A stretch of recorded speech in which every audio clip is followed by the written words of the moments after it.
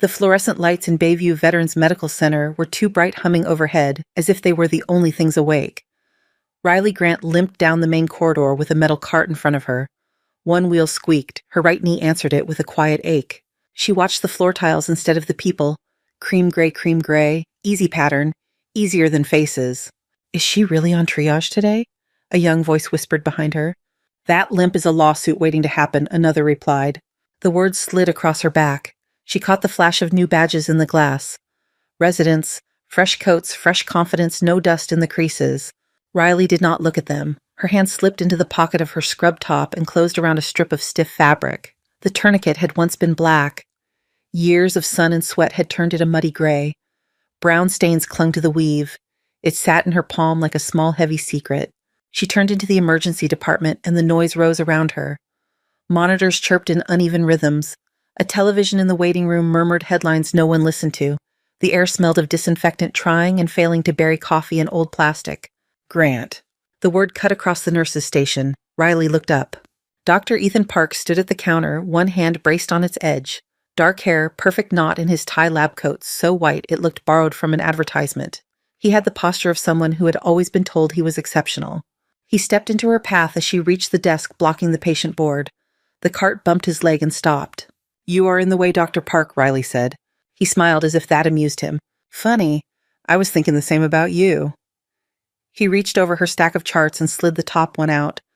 Why do you not let Santos cover bed 7? You can handle meds and paperwork. The conversation at the station thinned. Typing slowed. A phone rang twice before someone picked it up. Riley drew a breath. For a moment in the space between inhale and answer, she heard rotor blades and gunfire smelled burned dust. A man was bleeding under her hands on a hillside half a world away. She exhaled. Bed 7 is stable, I have it, she said. Until someone crashes and you cannot move fast enough, Ethan replied. We both know how that ends. Her knee throbbed once sharp as a reminder. She shifted her weight until the pain dulled. That is enough, Park, another voice said. Dr. Nora Blake approached from the other side of the station tablet, under one arm coffee in her free hand. There were lines around her eyes and gray in her hair. An old army pin clung to the edge of her badge. She stopped between them like she was used to stepping into worse. We have veterans in hallway beds and a waiting room full of walk-ins, Nora said. If you have time to manage nurse assignments, you have time to see your post-op in observation. Ethan's jaw flexed. His gaze slid from Nora to Riley to the cane leaning by the wall, then back. Of course, Dr. Blake. He placed the chart back on Riley's stack with exaggerated care and walked away. The station came back to life. Keys clicked. Someone asked for a transport tech. A printer whined into motion. Nora did not move. Her eyes dropped to Riley's right leg, then lifted. You all right? She asked. Riley checked the time on the wall instead of answering. We are already behind on morning meds. It was deflection and they both knew it. Nora let it stand. You have 7 and 12, she said. And the new neuro admit, hourly vitals. If you need help, you page me, not Park. Yes, doctor. Nora nodded once and turned away, already fielding a question from another nurse. Her voice blended back into the rhythm of the unit calm in a way that sounded familiar to Riley. She had heard that tone under tent canvas and helicopter rotors. Riley pushed the cart toward bed 7. Her limp was worse when she was tired or when the air pressure changed, as if her leg remembered different weather. Today it was simply louder than usual. She refused to give it her attention. The next 2 hours blurred into work.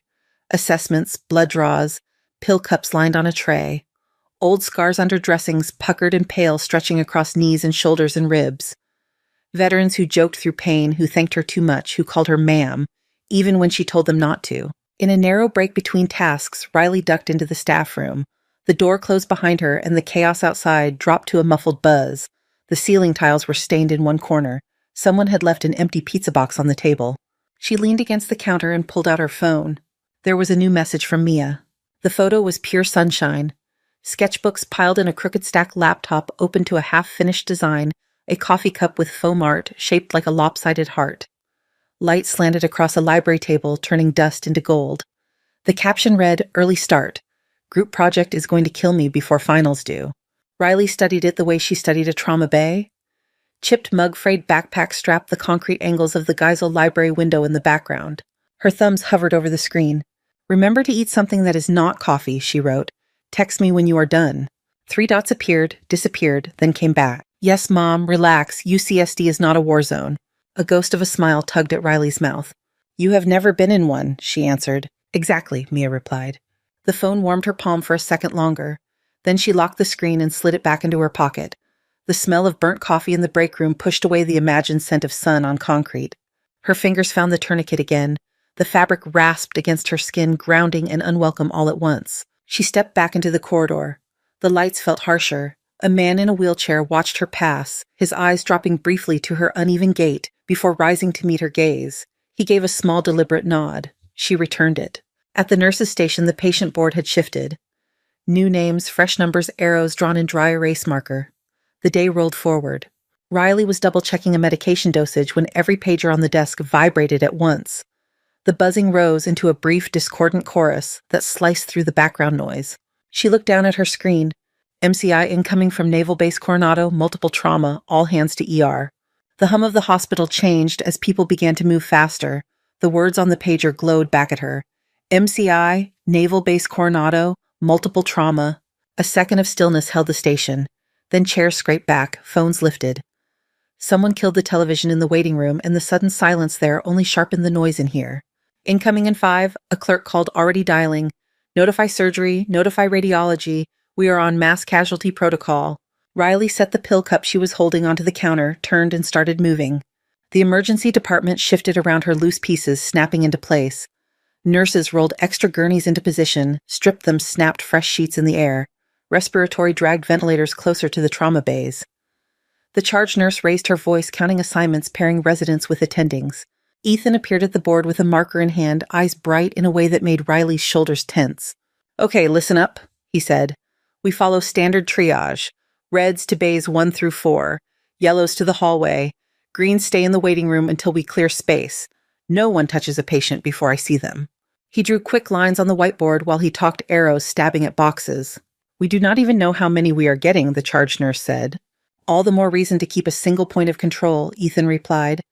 "If everyone starts improvising, we lose patients." Improvising. The word tasted wrong in Riley's mouth. Battlefields did not care about clean charts or neat categories. They cared about who bled faster. She closed her hand around the tourniquet again. Dr. Nora Blake stepped into the middle of the room, not raising her voice, but somehow she cut through the noise. "We have 8 ambulances confirmed," she said. 4 critical, 4 moderate. Naval medics are doing field triage, not, Reds will come off those rigs first. Ethan opened his mouth. She did not look at him. "Grant," Nora said, turning instead. "You are in Bay 4. You take whoever comes through that door in the worst shape. You run that bay until I tell you different." Riley did not hesitate. "Yes, doctor." Ethan stared. "You are giving her the highest acuity bay." Nora did look at him then, just long enough. "She is the only one on this floor who has actually done triage under fire," Nora said. "If that is a problem for you, you can observe from the gallery." A few heads turned. No one said anything. Outside, a faint wail rose, sirens threading through the city noise. Riley felt the sound in her chest more than in her ears. Her heart answered with a small, unwelcome jump. She moved into Bay 4, snapped on a fresh pair of gloves, and set up her space without thinking about it. Suction on and ready, oxygen hooked and flowing, intubation tray open, blades and tubes in order, IV lines primed hanging from the pole, trauma shears tucked where her hand would find them without looking. She pulled the monitors toward the head of the bed and glanced up at the ceiling. The fluorescent bulbs trembled. The sirens grew louder. "Positions," someone called. Riley took her place at the head of the empty bed, one hand resting on the rail. Her leg shifted under her, the ache still there, but smaller now, washed back under the tide of adrenaline. Through the open door, she could see the ambulance bay flood with red lights. The first rig backed in, then the next. Brakes hissed, door slammed. Voices layered on top of one another. Go, go, go. Naval medics poured in with the first stretcher. Young men in fatigues' faces streaked with sweat and soot, one with a smear of blood across his cheek that was not his. Male, late 30s, the lead medic called. Blast injury during training demo, blood pressure dropping en route, chest contusions, possible internal bleed, decreased breath sounds on the left. They swung the stretcher toward Bay 1. Another team rushed behind them with a smaller frame on the gurney. A woman, this time hair plastered to her forehead, uniform torn and dark with blood. Female, early 20s, the medic shouted. Shrapnel wounds to torso and thigh, hypotensive, tachycardic, suspected tension pneumo, needle decompression not done in the field. Bay 2, Ethan barked. I said worst cases in 1 through 4. The third stretcher rolled into view. Riley saw only fragments at first. A boot with sand ground into the laces, a bare arm streaked with black, the glint of a trident pin on a torn uniform sleeve. Captain Lucas Hayes, the medic panted as they swung toward her bay. Explosive breaching accident, secondary blast to chest and right leg, hypotensive, decreased responsiveness, no airway established yet. Bay 4. They pushed the gurney right up against her bed. Riley stepped in as if she had done this 1,000 times because she had. On 3, she said. 1, 2, 3. They lifted as one and slid him onto the trauma bed. The mattress sagged under his weight. His head lolled, a little eyes half closed, lashes clumped with dust. Up close, he looked older than the patch on his sleeve suggested. Lines not from age, but from years of squinting into sun and sand. His lips were cracked. There was a bruise blooming under his right eye and a smear of dried blood along his jaw. "Captain Hayes, can you hear me?" Riley asked, leaning in. He did not answer. His breaths were shallow and fast, each one catching high in his chest. She slid her fingers along his jaw, tilted his head back, opened his airway. His skin felt hot under her gloves. "Bag him," she told the respiratory therapist at her shoulder. "Full seal. I want an 18 gauge in each arm now. Labs type and cross-match. Start with 1 liter normal saline, then switch to blood as soon as it gets here." A nurse repeated the orders while moving. Needles slipped into veins. Saline started running. Hands moved in practiced intersecting paths. Dr. Nora Blake appeared at the foot of the bed, snapping on gloves. "Talk to me," she said. "Blast exposure, hypotensive, possible chest trauma, possible internal bleed." Riley rattled off eyes on the monitors as they flared to life. Oxygen saturation low but improving with bagging. Breath sounds diminished on the right. No obvious flail segment. Abdomen tense. Nora nodded once, scanning Hayes from head to toe. "We will need scans as soon as he's stable enough to move." Across the hall, a shout cut through the room. "I'm losing her," a resident yelled. Riley turned her head. In Bay 2, the young female soldier lay pale against the sheets. Her chest rose unevenly. The right side barely moved at all. The monitor above her showed numbers sliding the wrong way. Ethan stood at the bedside, flipping through her chart instead of looking at her. "She needs imaging before we make any invasive decision," he said, voice tight. "We do not even know for sure if it is a pneumo." The medic who had brought the woman in stared at him. "Her blood pressure tanked on the way here. She's not going to make it to imaging." Riley looked back at Hayes. His numbers had steadied for the moment. The bag valve mask hissed with each squeeze, delivering oxygen. The lines in Nora's face relaxed by a small degree. "Hold him here," Riley said to the nurse nearest her. "Do not let his pressure drop. Nora, you have him." Nora met her eyes, understanding there in the brief lock. "I have him," Nora said. Riley pulled off the top pair of gloves and stepped away from Bay 4. Her limp caught her for one step, dragging the bad leg behind for a heartbeat. Then it fell in line with the urgency in her chest. She crossed into Bay 2. The room smelled sharper copper and plastic. The patient's lips were tinged blue. Her eyes fluttered, rolled back. Riley did not ask permission. "Tension pneumothorax," she said. "You can hear it from the doorway." Ethan bristled. "We are not doing a procedure without imaging confirmation." "We do not have time," Riley said. "If we wait, she arrests." He opened his mouth, but the monitor answered for him, alarm shrieking as the numbers dropped again. The room narrowed. Riley moved to the second crash cart, pulled out the thoracostomy needle kit, tore it open with a practiced flick. The plastic cracked between her fingers. She felt Ethan at her shoulder. "Grant, you are not authorized to. You can write me up after," she said. "Second intercostal space, mid-clavicular line, prep." A nurse swabbed the woman's chest with antiseptic, the liquid cold enough to raise goosebumps. Riley pressed her fingers into the ribs, finding the notch counting up. Her hands were steady. The ache in her knee had vanished somewhere behind the focus. "On my count," she said softly, mostly to herself. 1, 2. She pushed the needle in. There was resistance, then a sudden give. A rush of trapped air escaped with a hiss hot against her wrist. The monitor tone shifted a breath later. The numbers climbed. The woman took a rattling deeper breath. Color bled back into her lips, faint but real.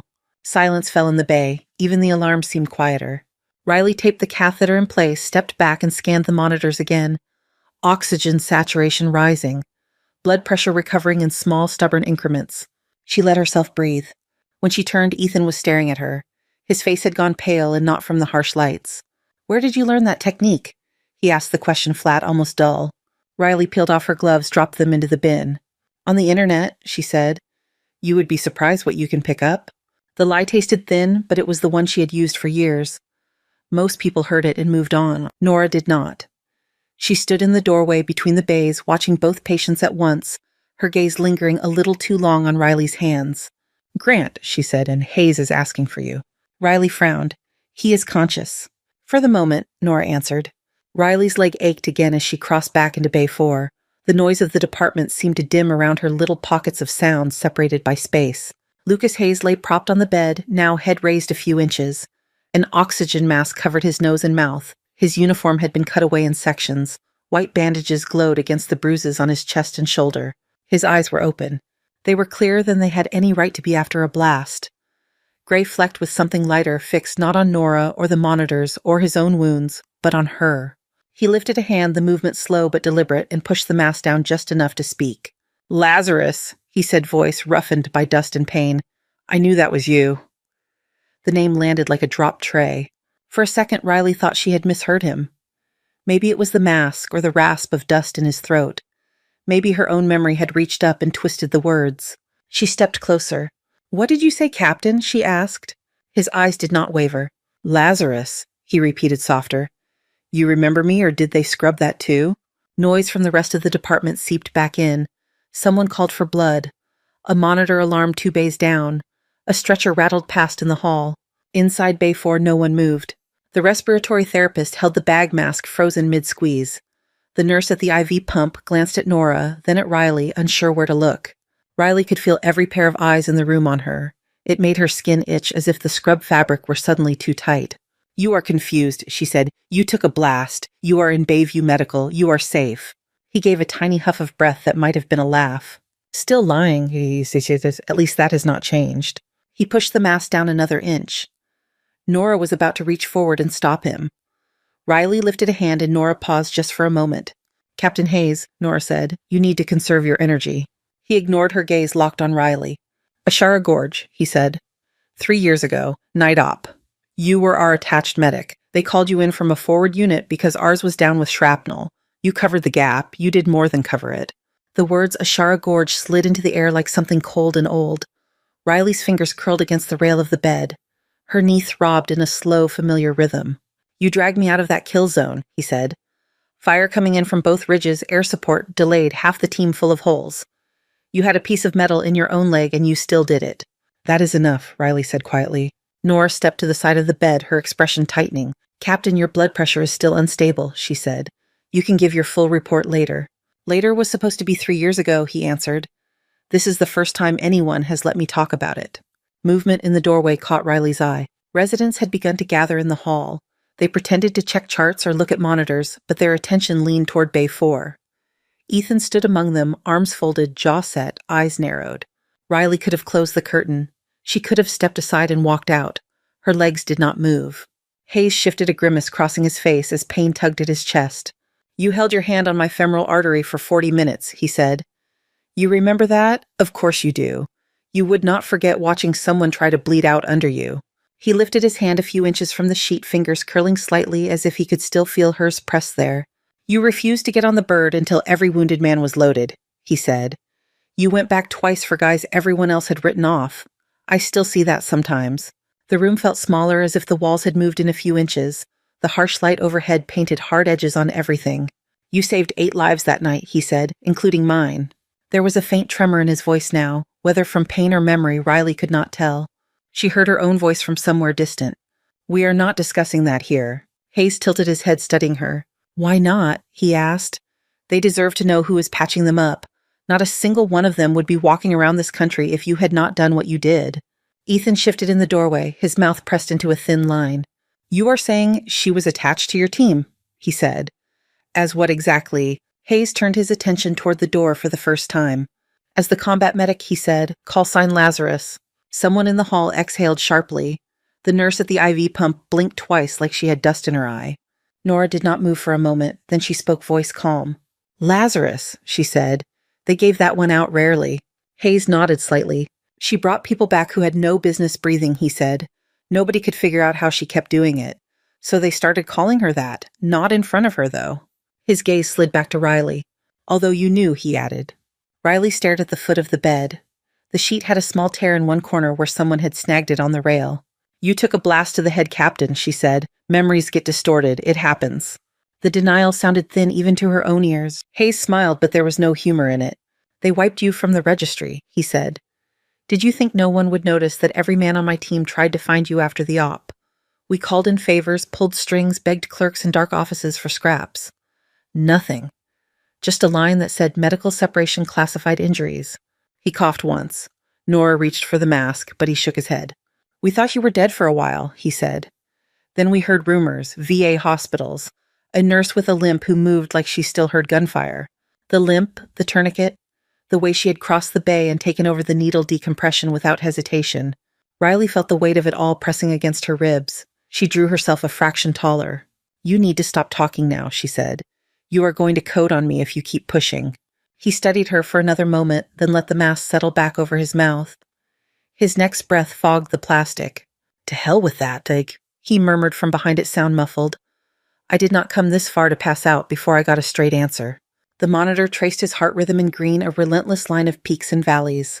Nora stepped up beside Riley close enough that their shoulders almost touched. Riley, she said quietly, walk with me now. There was no anger in her tone, only a controlled urgency. Riley glanced at the nurse at the bedside. Watch his pressure, she said. If it drops you, call Nora, not Park. The nurse nodded, eyes still wide. Riley and Nora stepped out of the bay. The eyes in the hall snapped back to screens and clipboards with guilty speed. Ethan did not move aside right away. Nora's gaze brushed over him cool and flat, and he shifted enough to let them pass. They stopped just out of earshot of the bay near the nurse's station. The fluorescent light flickered above them, a faint stutter of brightness and shadow. Nora folded her arms. How long were you going to wait to tell me you were Lazarus? She asked. I am not, Riley said. Nora raised an eyebrow.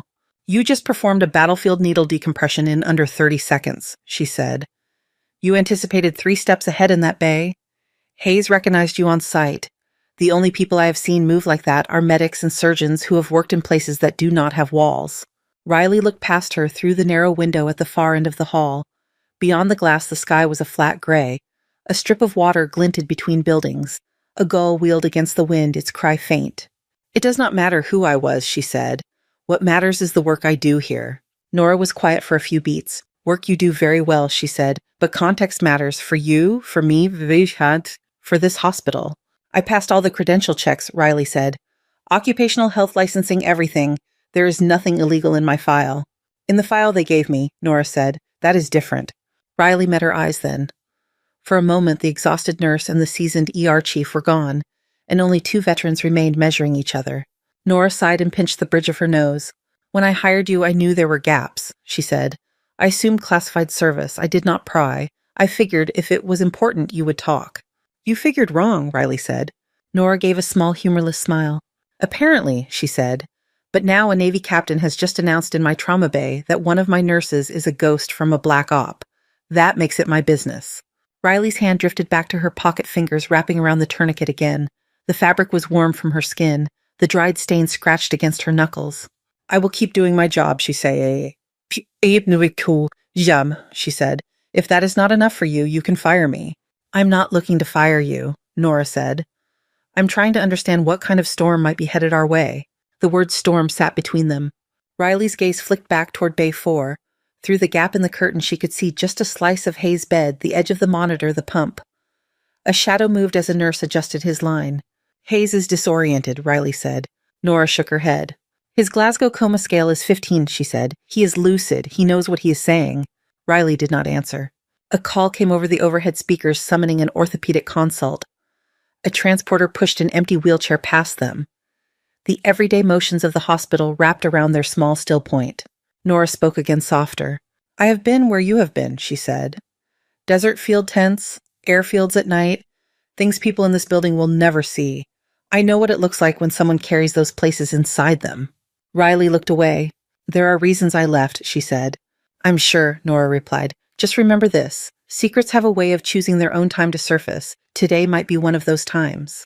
The fluorescent light above them hummed harder, then went back to its regular buzz. Riley let go of the tourniquet and flexed her fingers. I need to get back to my patients, she said. Nora studied her for another heartbeat, then nodded. Go, she said. We will talk again, preferably before any admirals start calling my office. Riley turned and walked back toward Bay 4. Her limp was more pronounced now, each step a fraction heavier. No one in the hall spoke as she passed. Inside the bay, Lucas Hayes had his eyes closed, but the muscles in his jaw were tight as if he were biting down on something. The nurse glanced up when Riley entered. "Pressure is holding," she said. "He keeps asking for you." Riley took her spot at the head of the bed again. She watched the rise and fall of his chest, the numbers on the monitor, the small tremor in his fingers. Outside, somewhere beyond the walls, and the glass skulls called to each other over the water, the rest of the afternoon pressed forward one small crisis at a time. There were sutures to place and families to update, scans to chase, and orders to clarify. The mass casualty call settled into its aftermath.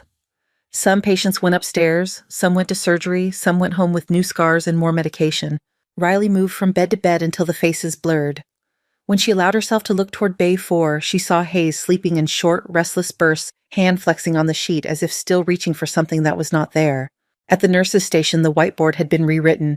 Names moved, colors changed. The steady scratch of dry erase markers filled the small gaps between alarms and paging tones. She was checking a lab result when the tone of the hallway shifted. It was subtle, a change in the way voices dropped in where eyes went. People stared for half a second, then forced themselves back to their tasks. Riley looked up. A man in a gray suit was walking through the doors from the main lobby as if he owned the floor. His steps were unhurried. He carried nothing but a slim leather folder in one hand. His hair was neatly cut, his jaw clean-shaven. The suit fit too well to be off the rack. He was the wrong color in this place of blues and scrubs and faded jackets. Too polished, too clean. At the security desk, he paused just long enough to flash a badge. The guard glanced at it, then at him, and waved him through with the kind of deference that came from habit.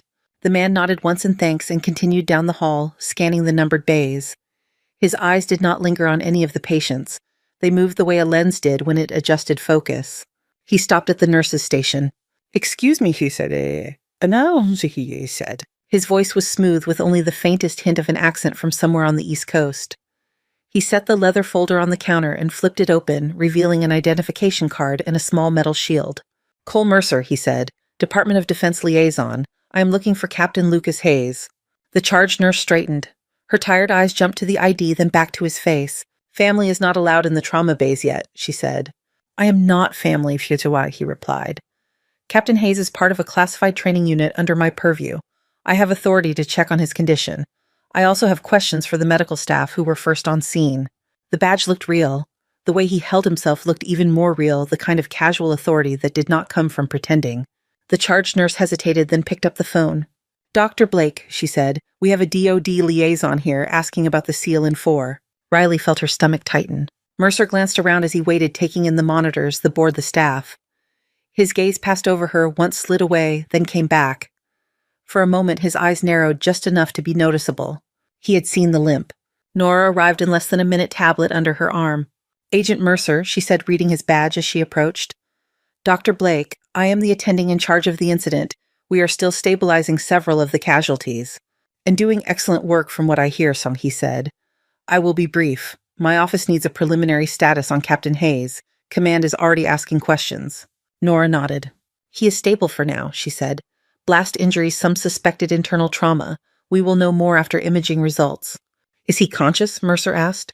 "On and off," Nora said. "We are limiting his exertion." Mercer smiled in a way that did not quite reach his eyes. "Exertion," he said. "Yes, I imagine that would be wise."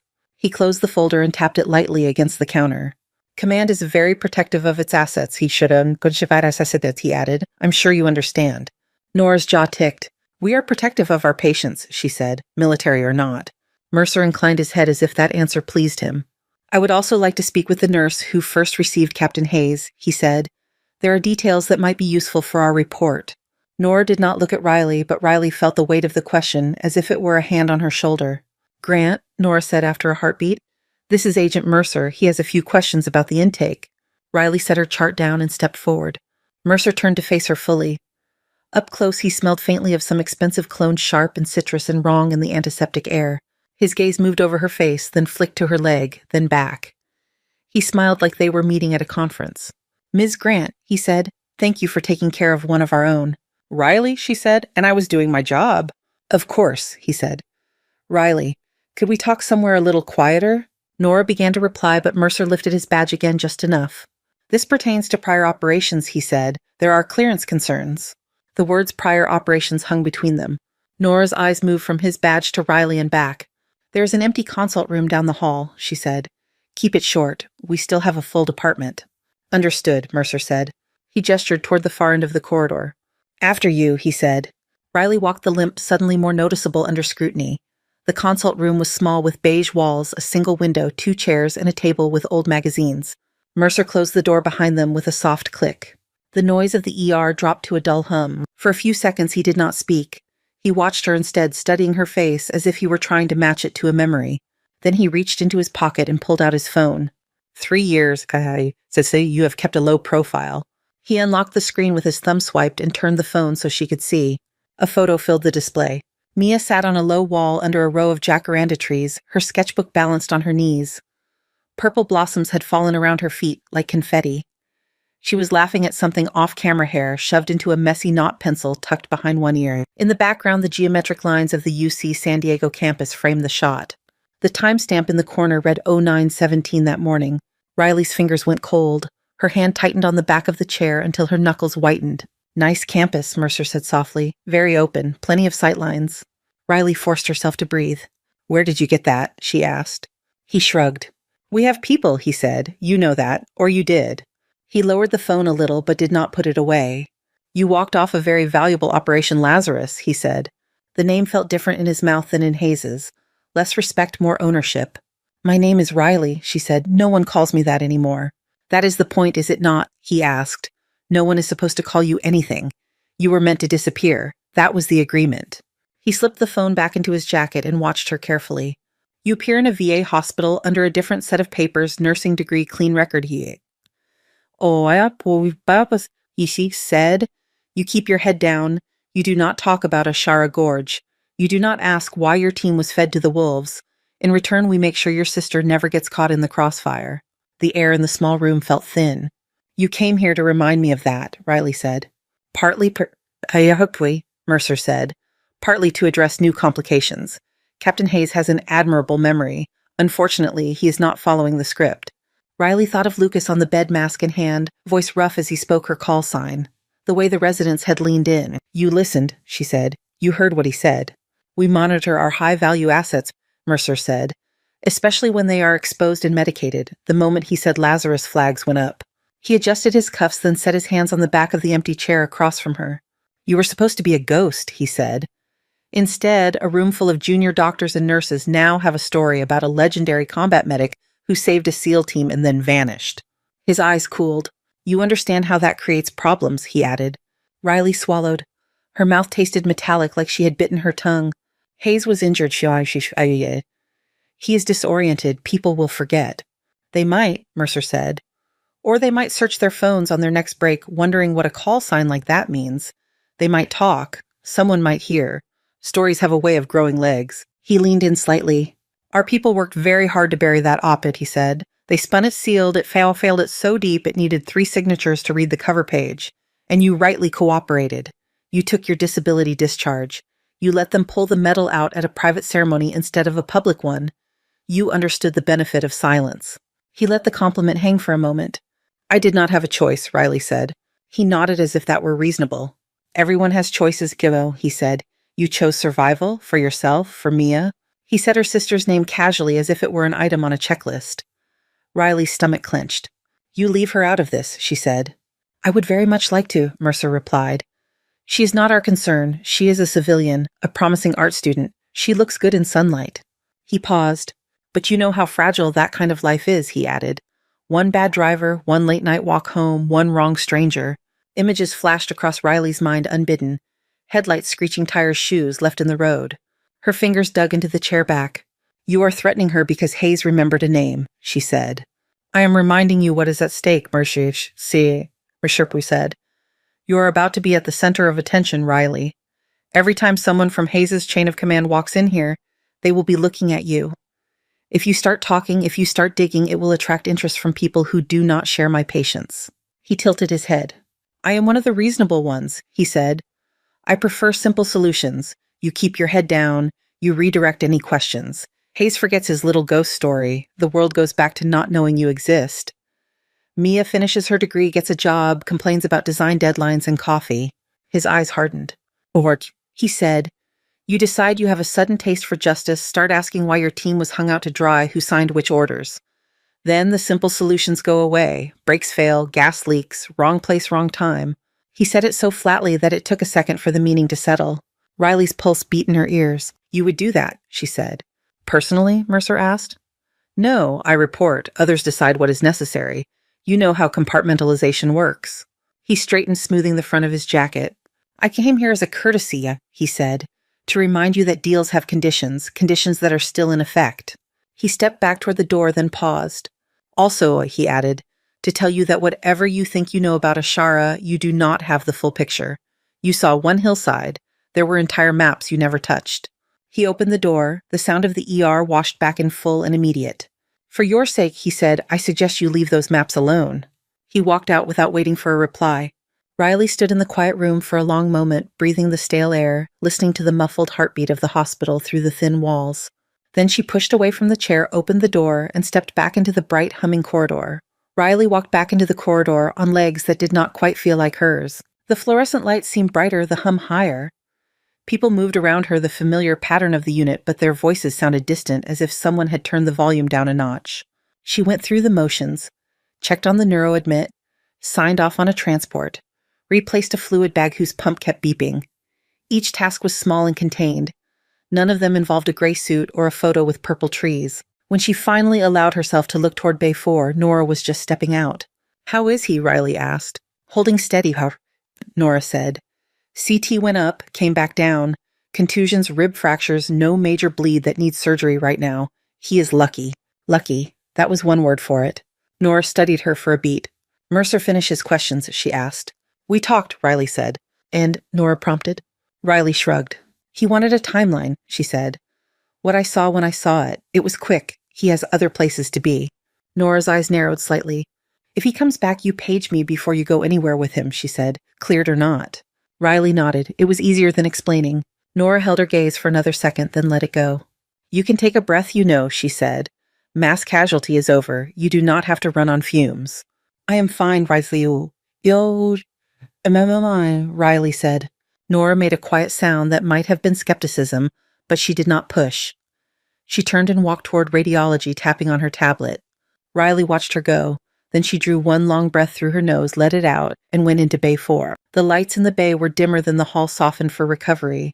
The monitor still glowed beside the bed, its numbers climbing and falling in steady rhythm. The air smelled of saline and plastic and a faint trace of antiseptic soap. Lucas Hayes lay half-propped against the raised head of the bed. Someone had cleaned the dust from his face. The bruise under his eye had spread into a purple shadow. New bandages wrapped his chest and right thigh. The oxygen mask sat crooked on his nose, pulled slightly aside. His eyes were open. You look worse, he said. His voice was a little stronger now, though it scraped as if his throat did not appreciate the effort. Riley reached for the mask and adjusted it properly. You should not be talking this much, she said. I was bored, Fouaye answered. The guy before you would not answer any of my questions. Just kept telling me my pain score could not be 11. His gaze searched her face. Mercer came to see me, he added. Riley's hand stilled on the mask strap. When... She answered, right after I got back from CT, he said. Tall, gray suit, smile like a recruiter, eyes like a shark. That sounds like him, Riley said. He asked what I remembered, Hayes went on, about the blast today, about Ashara, about you. Riley pulled her hand back and wrapped her fingers around the rail at the head of the bed. What did you tell him? She asked. That I remembered a medic named Lazarus, who refused to let me die even though half her leg was full of shrapnel, he said. That I remembered American-made rifles in hands that did not speak English. That I remembered hearing the rotors of our bird and wondering why it took so long. He watched her as he spoke. And when I mentioned those rifles, he smiled in the wrong way, Hayes added. Riley looked down at his chart, though she already knew what was on it. He showed me a photo of Mia, she said, on campus this morning. Hayes frowned. Your sister, he said. That is he said. Riley nodded without looking up. He reminded me of our agreement, she said. Silence in exchange for a normal life, for her. Hayes was quiet for a moment. And you believed him, he said. I saw the timestamp, Riley replied. Whoever took that shot was close enough to touch her. The monitor blinked, recording a slight uptick in Hayes' heart rate. He threatened her, Hayes asked. He called it a reminder, Riley said. He also talked about brake failures, late-night walks wrong strangers. The words tasted like acid. Saying them out loud did not make them smaller. Hayes stared at the ceiling for a second, jaw tight. Mercer smells like cleanup, he said. The guy you send to tidy the edges when something messy leaks out. Riley swallowed. He said if I kept my head down, Mia would graduate, complain about deadlines, live a boring life. And if you did not, Hayes asked. He said he would report my attitude, Riley answered, and other people would make decisions. Her hand drifted into her pocket. The tourniquet met her fingers, rough and familiar. Hayes watched the movement. I kept thinking you were dead, he said quietly. All this time, we went back to the States and they debriefed us in a room with no windows. Told us Ashara was a tragic fluke, bad intel, fog of war, the usual words. He shifted, wincing as the movement tugged at his ribs. They told us to sign non-disclosure agreements the thickness of a Bible, he said. They told us not to ask what happened to the medic. That was classified. Riley let out a short breath. At least they were consistent, she said. He looked at her again. They gave you a medal in private, he asked. In a small ceremony behind a larger one, she said. She stud. Gold Star families up front, cameras, speeches. Then, afterward, in a side room, a colonel pinned a silver star to my uniform and told me I made the service proud. Her throat tightened around the memory. 6 weeks later, a different colonel told me my injuries made me unfit for further duty, she said. He had already signed the discharge papers. She did not say the rest, but it felt loud between them. The visits to offices that did not return calls, the questions that were redirected, the feeling of falling out of a plane without a parachute, but still somehow landing in a cheap apartment with a civilian job application on the table. Hayes listened without interrupting. When did you see the weapons? He asked. In Ashara, she said. After we dragged you out of the open. I went back in. There was a stash behind one of the mud walls. Crates still stenciled with shipping marks in English, plastic wrap not even dusty. She could see it as she spoke the way the sun had hit the printed words. They were ours, she said. Same model rifles I had issued to our guys a month before in a different province. New serial numbers, same manufacturer, same lot codes. She hesitated, then added the part that woke her up at night. There was someone there, she said. Not local, not insurgent, standing with them. I'd seen him before in a briefing tent wearing our uniform. Hayes's face sharpened. You know his name? He asked. I know the name I was given then, she said. I do not know if it is the only one he uses. She forced her hand to unclench from the tourniquet. I reported what I saw when we got back to the forward operating base, she said. I wrote it down. I said the intel was wrong, that someone had changed the mission parameters, that there were American weapons in enemy hands. After that, my appointments started moving. My paperwork started to vanish. People stopped returning my calls. And they showed you a different map, Hayes said. They showed me a discharge form, she replied, and a pamphlet about veterans' benefits. The machines around them kept up their steady work. The bag of fluid above Hayes dripped, counting off seconds. You think staying quiet has kept your sister safe? Hayes said. Has it felt that way? Riley thought of the photo on Mercer's phone, Mia laughing under a jacaranda tree, unaware of the lens. It felt like the only option that did not get her killed, she said. Hayes was quiet for a long few breaths. His eyes closed, then opened again. I have been having questions about Ashara since the day we limped out of that valley, he said. Every time I tried to pull the thread, someone slapped my hand. I figured maybe I was seeing ghosts that were not there. He looked at her. Now I know I was not, he said. Riley shifted her weight off her bad leg. The ache in her knee was back dull and insistent. If you keep pulling that thread, they are going to notice, she said. They already have. They sent Mercer. Mercer is not the only one doing any noticing, Hayes said. His hand drifted toward the small call button near his hip, then changed course and went for the side rail instead. He used it to pull himself up a little higher, teeth gritted. You ever wonder why I was on Coronado today? He asked. Why my team was doing that training run with half the base watching. Training, Riley said automatically. Pre-deployment workup, that is what the medics wrote. He gave a small, tired smile. Part of it, he said. Part of it was because certain people in naval intelligence have their own suspicions about weapons going missing off manifests. Riley frowned. You are saying today was connected, she said. I am saying the wrong people are getting rich off the right kind of chaos, he said. Some folks still wearing the uniform do not like that. He drew a careful breath. Before my team rotated back stateside, one of those folks said if anything ever felt off again, if the same smell turned up, I was to call a specific number and use a specific phrase, he said. They would take it from there. He turned his head slightly toward her. Today feels off, he said. May said. Riley stared at him. You want to do this here, she asked. Now. Mercer already showed you what happens if we do nothing, Hayes said. Your sister is standing in the open with a target on her chest, and you have no say in who is aiming. He watched her eyes steady. I cannot make you trust anyone in my chain, he added. But I trust the man who gave me that number more than I trust the one in the gray suit. Riley's mouth was dry. If you make that call, they will expect you to act, she said, to cooperate, to gather them something they can use. They will expect me to keep my ears open, Hayes said. Mercer talks when he thinks he is holding all the cards. He reached up, fingertips brushing the edge of the bandage on his chest. Standard protocol on certain missions, he said. We run audio during exfil for debrief continuous recording. Nothing fancy, nothing that looks bad in a bay like this. Riley thought of the small clear dressings covering his IV sites, the tangle of leads on his chest, the standard equipment of a trauma patient. Do you already have a device on you? She asked. Not yet, he said, but getting one here is not impossible if the right people know where I am. His hand hovered over the call button again, then settled. All I have to do is say the phrase, he said. If you tell me no, that you want to keep pretending none of this is happening, I will not push it. She hated how much she wanted to say yes and how much she feared it. You cannot guarantee Mia, she said. He did not flinch from that. No, he said. I cannot. Neither can Mercer if we are honest. The difference is one side is already pointing cameras at her. The other might actually send someone to stand between her and a bullet. Silence stretched between them. Outside the bay, a cart rattled past. Someone laughed at something they read off a monitor. Life in the ER moved on oblivious. Riley's fingers closed slowly around the tourniquet. The fabric bit into her palm. When I was in that valley, she said, I chose to go back for your men even when they told me to pull out. It was a bad choice tactically. It was the only one I could live with. Hayes's gaze did not leave her face. You are still that person, he said. She did not answer. She lifted her hand instead and pressed the call button. The small light near his bed blinked to life, alerting the station. Tell me the phrase, she said. His mouth twitched almost a smile. Lazarus is awake, he said. That is what they told me to say. Of course they had. Riley nodded once. Then say it, she said. He reached for the phone mounted on the wall near his bed. His fingers trembled as he punched in the number he had memorized months ago. Each tone sounded louder than it should. He listened, then straightened slightly. This is Captain Lucas Hayes, he said. Shumokos Hayes, he said. Authentication code Juliet 74 Sierra. Lazarus is awake. Repeat, Lazarus is awake. He waited, listening to the voice on the other end. A slow, thin line of tension pulled across his face. Yes, sir, he said finally. We have a problem.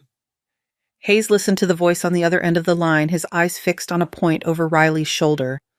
Whatever he heard, it sharpened his features, pulled a new line between his brows. Yes, sir, he said. Understood. He replaced the handset in its cradle with careful fingers and let his head rest back against the raised bed. Riley waited. Well, she asked. They believed me, he said. Or they believed enough. They already had questions about some missing cargo. Hearing your call sign in the same sentence as mine got their attention. His breathing sounded a little rougher, but the look in his eyes was clearer. What are they going to do? She asked. First, they are going to get ears in this room, he said. Then, if we are lucky, they will send someone who actually has the authority to yank Mercer by his nice tie. Riley glanced at the doorway as if expecting to see a team materialize there. And in the meantime, she asked. In the meantime, we act normal, Hayes said. At least as normal as we can manage. Normal felt impossible. The memory of Mia's photo still sat heavy in her chest. A nurse appeared with a tray of meds. She checked Hayes's bracelet-scanned labels and pushed something into his IV. Hayes accepted it without complaint. Riley watched the small air bubbles slip through the clear tubing and disappear into his arm. I will let you rest, she said after the nurse left. Do not go far, he said. She stepped out of the bay. The corridor felt busy again. A transport aide pushed a bed toward CT. A patient argued with a registrar about a copay.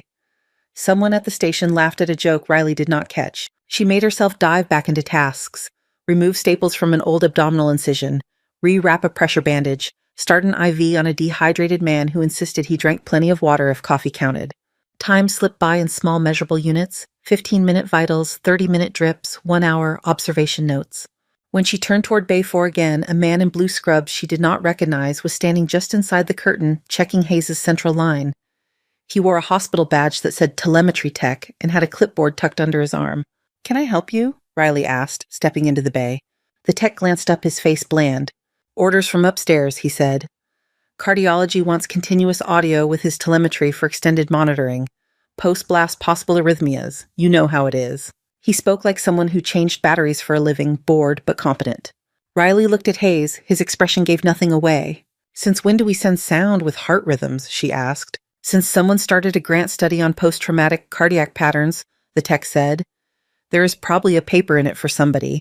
He peeled open a sterile packet and lifted out a round, skin-colored disc about the size of a coin. It had a single lead line attached. Just needs to sit on the chest near the existing electrodes, he said. No extra work for you. He cleaned a spot on Hayes' upper chest, just below the collarbone, and pressed the disc into place. The adhesive made a faint tacky sound as it sealed. All set, the tech said. Signal should be live to the monitoring station. If it comes loose, call telemetry and they will send someone. He scribbled something on his clipboard, gave Riley a quick nod, and left. When he was gone, Hayes shifted, wincing. That is not a grant study, he said. I figured, Riley replied. It is a low-profile audio transmitter, Hayes said. Some of the teams use them on long recon exfil. No one looks twice at one more sticker on a chest full of wires. Riley stepped closer and looked at the little disc. It was indistinguishable from the standard electrode stickers that dotted his skin. Who is listening, she asked. Naval intelligence for sure, he said. Probably whoever they looped in when I said the phrase. Riley absorbed that in silence. We need Mercer to talk, she said. He will, Hayes replied. He likes the feeling of being the only one in the room who knows what is going on. Before she could answer, the charge nurse stuck her head through the curtain. Grant, she said, we have an update from the front. That DOD liaison is back. Says he wants to see his asset again. Hayes and Riley exchanged one look. Send him in, Hayes said. Riley felt the tourniquet in her pocket a small hard weight. She forced her hand to stay at her side. Cole Mercer arrived less than a minute later, the same leather folder in his hand. He looked slightly more rumpled, as if he had dealt with traffic or a stubborn administrator, but his smile had not changed. Captain Hayes, he said, stepping inside, glad to see you upright. Hayes touched the oxygen mask with 2 fingers. Upright might be generous, he added, but breathing is a start. Mercer's gaze slid to Riley, then back. I thought it best to follow up while things are still fresh, he said. Brains have a habit of filling in gaps if you give them time. Some of those gaps deserve to be filled, Hayes replied. Mercer chuckled. Memory is a tricky thing, he said. Deception by addition, deception by omission. The trick is not to take any version as gospel. He moved closer to the bed. How are you feeling? He asked. Like I got introduced to a wall at high velocity, Hayes said. Déjà vu. Mercer's eyes cooled slightly. Let us keep the comparisons between training mishaps and classified operations to a minimum, Captain, he said. He set the folder on the side tray and opened it. I spoke to Command Hugo, he went on. They are grateful you survived. There are, however, concerns about some of the names you decided to mention in a public setting. You mean hers, Hayes said. Lazarus. Mercer's gaze flicked to Riley again. I mean the call sign of a former operative whose involvement in certain events is not for general distribution, he said. He leaned one hip against the bed casual. I paid Ms. Grant the courtesy of reminding her of our arrangement, he said. I expect the same level of cooperation from you. Hayes tilted his head. And what exactly does cooperation look like to you, he asked. Accepting the official account of Ashara, Mercer said. Bad intel, enemy advantage, tragic loss. Not bringing up the crates you think you saw. Not implying that any American personnel were on the wrong side of anything. Even if they were, Hayes asked. Mercer smiled in a way that did not involve his eyes. You are a soldier, he said. You understand that sometimes the full context is above your clearance. There are operations inside operations. You only see a slice. Hayes watched him carefully. And what about the weapons that never made it to our guys downrange, but showed up in the hands of people shooting at us? He asked. Mercer's fingers tapped lightly on the folder. Globally sourced supply chains are complicated, he said. Things slip, diverted shipments, corrupt middlemen, black markets. He shrugged. Trying to untangle that mess from the field is above your pay grade. Whose grade is it then? Hayes asked. Mercer's smile thinned. That is exactly the sort of question you were told not to ask, he said. He shifted his attention to Riley. I am disappointed by the way he said. I thought you understood the stakes. Clearly, I did not emphasize them enough. Her jaw tightened. I am at work, she said. I have patience. I do not have time for your veiled threats. They do not have to be veiled, Mercer said. I can be very clear. He reached into his jacket and drew out his phone again. The lock screen lit his face from below. This morning was a courtesy, she said. A reminder that your sister lives in a very random world. Accidents happen, people slip through cracks. He turned the phone so only Riley could see this time. The screen showed a different angle of Mia walking along a campus path, headphones and gaze on her phone. A car passed behind her closer than it should have been. Mercer lowered the phone. All it takes is one moment of inattention, he said. Riley felt something luminous and hot rise in her chest. You touch her, she said quietly, and I will stop caring who is above whose pay grade. Mercer watched her, amused. This is exactly the kind of passion that made you effective in the field, he said. Unfortunately, it makes you a liability now. You keep using that word, Hayes said. Mercer turned back to him. What word? Liability, Hayes said. They call people that when those people know too much. They call people that when those people do not understand where the lines are, Mercer said. Hayes nodded slowly, as if giving that some thought. Maybe you can help me understand then, he said. Where do the lines fall between helping allies and arming enemies? Mercer's eyes hardened. Careful, he said. You are straying into territory that gets people reassigned to undesirable locations. Like a hospital bed with a good view, Hayes asked. I think I'm already there. He shifted again as if trying to find a more comfortable position. The movement tugged his gown down a fraction, exposing the small disc on his chest among the other electrodes. Mercer's gaze landed on it for a second. What is that? He asked. Telemetry sticker tip, Hayes said. Cardiology grant study. They want to hear my heart break in real time. Riley did not look at the disc. She kept her face blank. Mercer's attention returned to Hayes's file. Listen to me, Mercer said. Whatever you think you are doing by stirring this up, it will end badly. For you, for her, for anyone connected. Hayes watched him, then smiled without humor. Funny thing, he said. I was just told the opposite. Mercer's eyes narrowed. By whom? He asked. By the people on the other end of a line you do not own, Hayes said. He reached up and tapped the small disc on his chest with 2 fingers. You have been live for the last 5 minutes, he said. Is that? Ja, in every threat, every implication, every charming anecdote about brake failures. All of it is going to a secure server with people on the other end who do not answer to you. For a heartbeat, Mercer did not move. Riley could see the calculation in his face, the way his mind reached back over what he had said out loud. The skin around his eyes tightened. You are bluffing, he said. You recognize the equipment, Hayes replied. You just noticed it. Mercer looked again at the disc, his jaw flexed. Naval intelligence has been sniffing around this for over a year, Hayes said. They have been waiting for someone like you to talk with your guard down. Mercer's hand twitched toward his jacket. Do not, Riley said. Her voice cut through the thick air of the bay. It was low and steady. Mercer froze for a fraction of a second, long enough for the overhead speaker to crackle to life. Security to emergency department, a voice announced. Code Gray, repeat code Gray to emergency.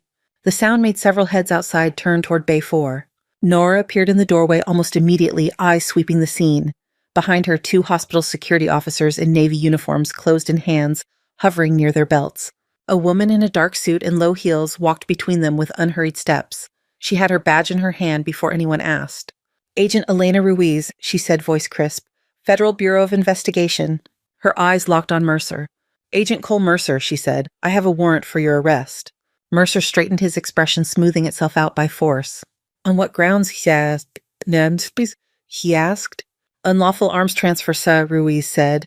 Conspiracy to commit murder. Coercion of a protected witness. I can keep going if you like. It is a long list. She stepped closer, holding out a folded set of papers.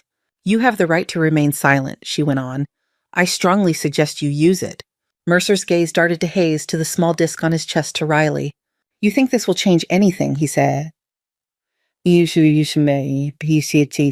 No, Ruiz said. I know it will change a lot. She nodded to the security officers. One moved in, taking Mercer's arm. The other produced handcuffs. You are making a mistake, Mercer said. Maybe, Ruiz replied.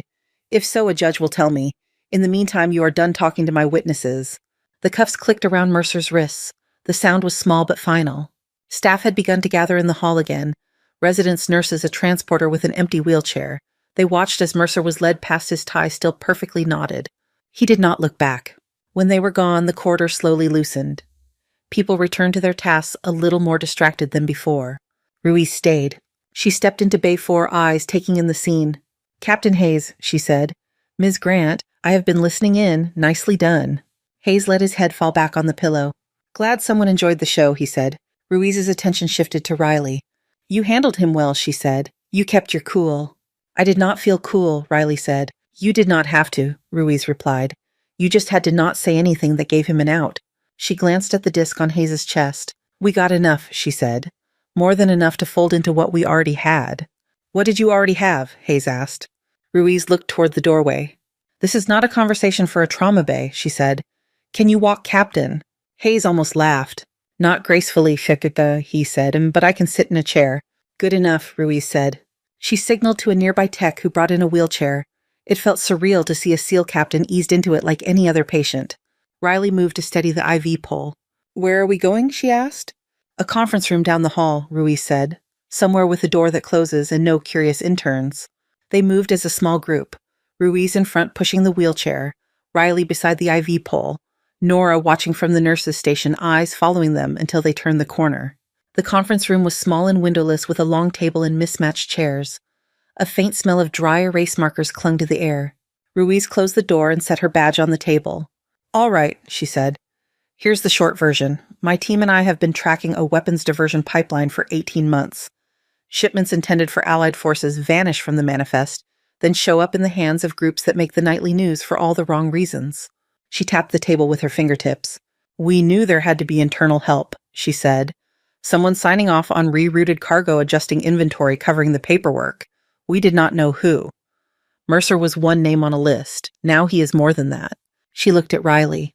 "We also knew there was a field incident in Ashara that did not line up with the official story," she said. "Reports of American weapons on the wrong side, unanswered questions from survivors, a medic who disappeared from the system." Riley stared at the table surface. "They erased me," she said. "They tried," Ruiz said. "Paper is one thing, people are another." She folded her arms. "With Mercer in custody, the folks running this operation are going to feel pressure," she said. "They will start looking for leaks. You are both on that list." Hayes shifted in the chair. "So we are leaks now," he said. "You are witnesses," Ruiz corrected. "The kind that do not come along often." She met Riley's eyes. "I'm not going to pretend this will be simple or safe," she said. "It will not. But I can promise you this. If you work with us, you will not be standing in this alone. Not anymore." The room was quiet. The only sound was the faint hiss of the vent overhead. Riley leaned back in her chair, the tourniquet in her pocket pressed against her hip, a dull reminder of the weight she already carried. For the first time since the morning, there were no monitors beeping around her, no alarms calling her name. Just 3 people in a small room, the shape of something much larger beginning to take form at its edges. Riley stared at the tabletop, tracing a scuff in the laminate with her eyes. "What exactly does working with you mean?" she asked. Ruiz pulled out a chair and sat resting her forearms on the table. The fluorescent light overhead softened, slightly warmer than the ones out in the bays, but still buzzing faintly. "It means statements," Ruiz said. "Depositions when the time comes. It means telling us everything you saw in Ashara, everything Mercer just threatened in that room. It also means accepting protection." "Protection," Hayes repeated. "Is that what they are calling witness relocation this year?" Ruiz gave him a look that acknowledged the jab without biting on it. "We call it a security detail and relocation plan, she said. You keep breathing. We keep collecting evidence. Eventually, we put that evidence in front of a prosecutor who is not on anyone's payroll except the public's."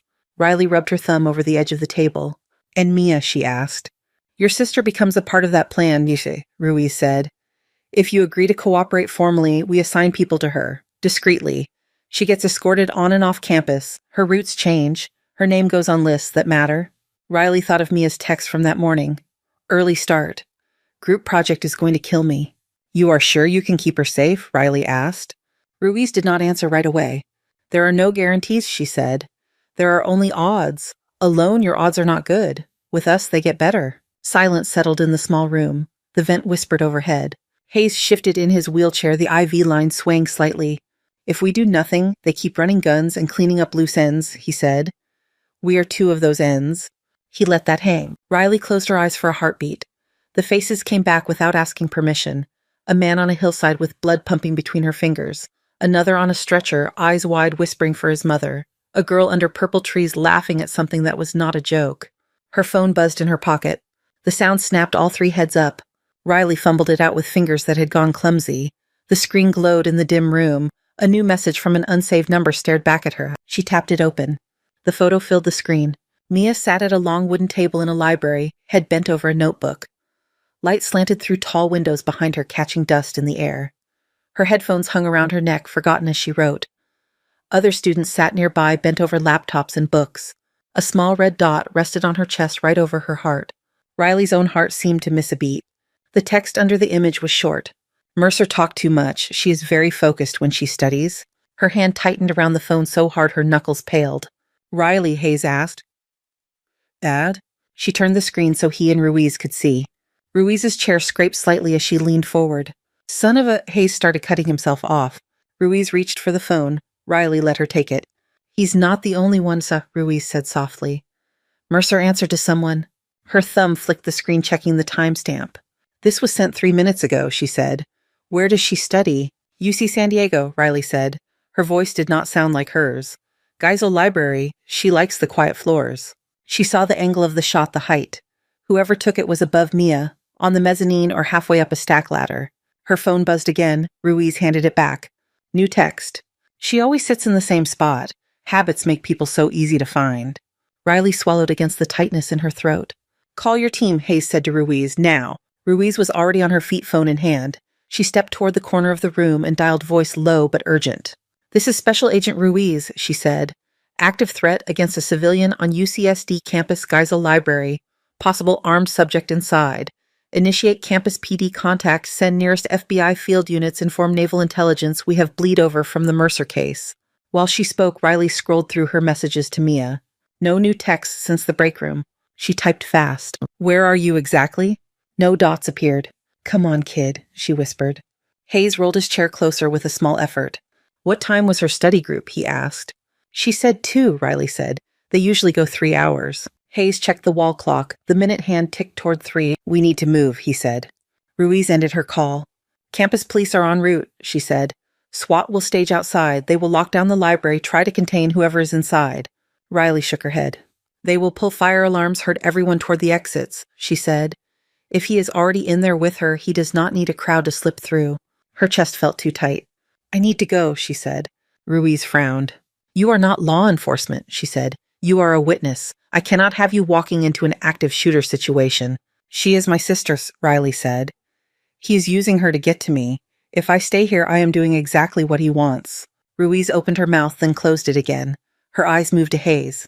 Do not look at me for backup, Hayes said. I am in the same boat. They targeted her because of us. He gripped the arms of his chair. I am going too, he said. You can barely stand, Ruiz said. I do not need to run a marathon, he said. I need to get eyes inside, and if it comes to it, put a round where it counts. Riley's gaze fell to his leg. She remembered the blast report, the bruising, the stress on already abused joints. You will slow us down, she said. Then I will sit in the car and coordinate, he said. But I will not sit in this room while she is on someone's scope. Ruiz rubbed at her temple. Even if I let you leave, you will not get there before Tactical does, she said. Riley glanced at her phone again. No answer from Mia. No sign of life. You have people to call by week. Oh, Riley said. Teams to deploy, command to brief. I have one job. Get to her. Ruiz studied her face, weighing something. You are thinking like a sister, she said. I am thinking like a medic, Riley replied.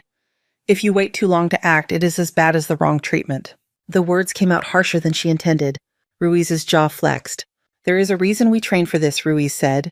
Going in half prepared gets people killed. Standing still does too, Riley said. The air in the room grew heavy. The door opened before anyone could speak again. Nora stood there, hand still on the knob. Her gaze flicked from Hayes in the wheelchair to Ruiz's badge to Riley's face. Tell me what is going on, she said. Ruiz hesitated. You do not have clearance for the full picture, she began. Nora cut her off with a look that could have stopped a code team. Try me, she said. Riley held out the phone.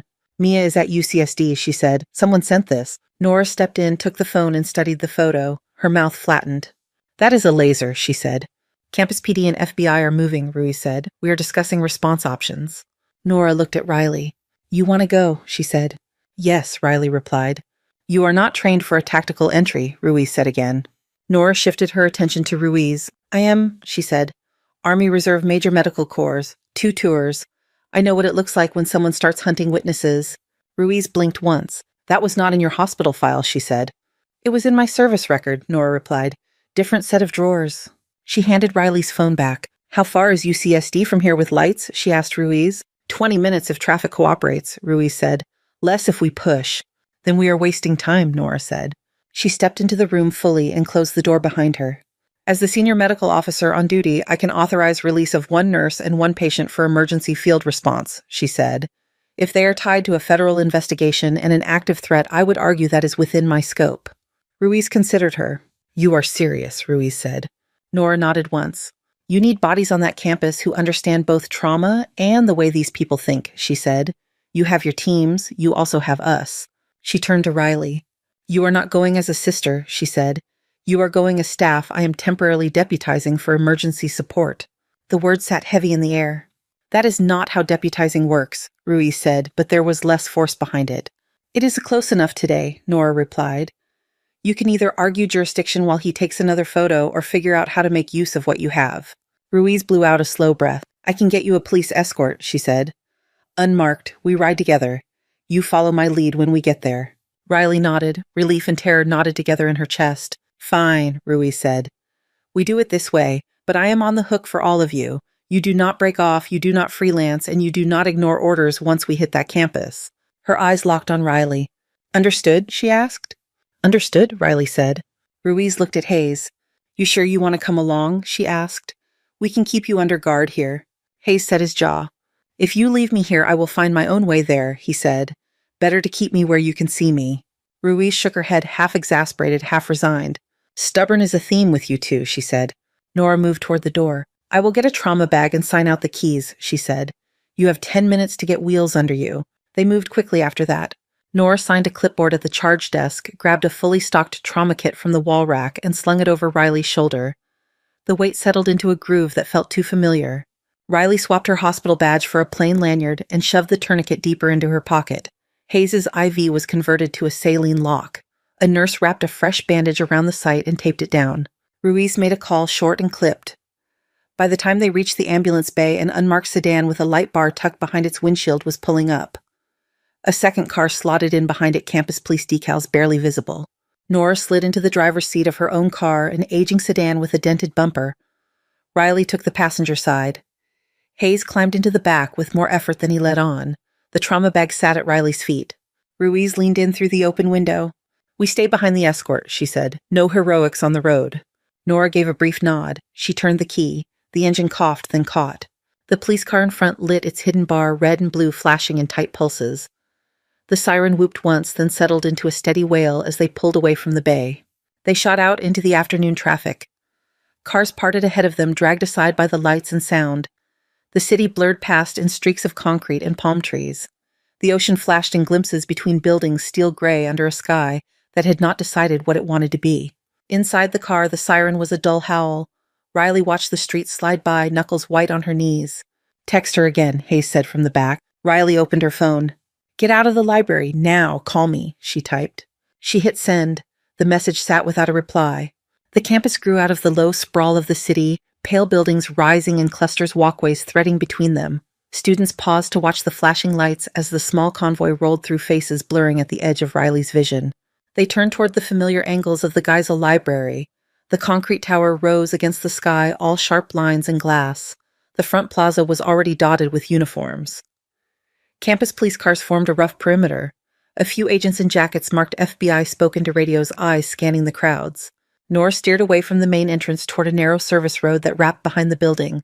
Riley recognized the back door from Mia's photos, the plain metal inset used by staff and maintenance. Nora put the car in park and killed the engine. For a moment, the sudden absence of the siren made the world feel too quiet. Ruiz jogged up to the driver's side from the lead car, breath puffing in the cooler air. Tactical is staging at the main entrance, she said. They are planning an organized sweep of the floors, starting from the top down. If he is already with her, they will be too late, Riley said. Ruiz looked at her, then at the unmarked door. Basement access, she asked. Service corridors, archives, boiler level, Nora said. Older parts of the building, fewer cameras. Ruiz adjusted the strap of her shoulder holster. All right, she said. Main team goes in loud. The three of us go in here quiet.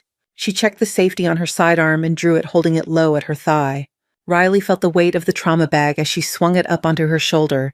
The strap dug into her collarbone. Her leg ached. Her hand slipped into her pocket, closing around the tourniquet. The fabric pressed into her palm, rough and solid. Nora reached for the handle. Stay behind me, she said. She pulled the door open, and the cool, dim air of the service corridor spilled out to meet them. The service corridor swallowed them whole. Cold air met their faces, touched with the scent of concrete dust and something chemical. The fluorescent fixtures here were older long tubes humming in metal cages, their light a jaundiced smear along the walls. Nora let the door ease shut behind them. The noise of the campus faded to a dull smear. In its place came a steady thrum from deeper in the building, the sound of fans and pumps and unseen machinery. This way, she said, voice low. She moved with the familiarity of someone who had run codes through these guts before. Riley and Ruiz followed shoes whispering on the painted floor. The trauma bag bumped against Riley's hip, each step sending a small jolt through her leg. Metal pipes ran along the ceiling, some wrapped in peeling insulation, some bare and sweating. The walls were painted the kind of beige that did not show dirt, but did not comfort anyone either. Utility doors punctuated the corridor at intervals, each with a small stenciled label. Electrical, storage, mechanical. A sign pointed left toward archives, the lower stack access. Riley felt her pulse pick up. Mia uses the old periodicals level, she said quietly. She likes the big tables and the ugly carpet. Says it keeps people away. Ruiz glanced back at her. Ugly is our friend today, Ruiz said. They reached a metal stairwell.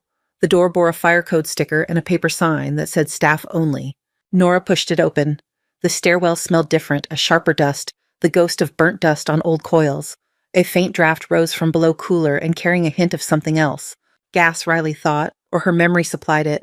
They descended. Each footfall echoed in the narrow well, even though they tried to step light. Riley's knee protested the downward angle. She gripped the rail to take some of the weight. Hayes moved behind them. He had refused to wait by the car, and Ruiz had finally stopped arguing when she saw he could manage the stairs one careful step at a time. He leaned on the rail, jaw tight, breathing slightly uneven.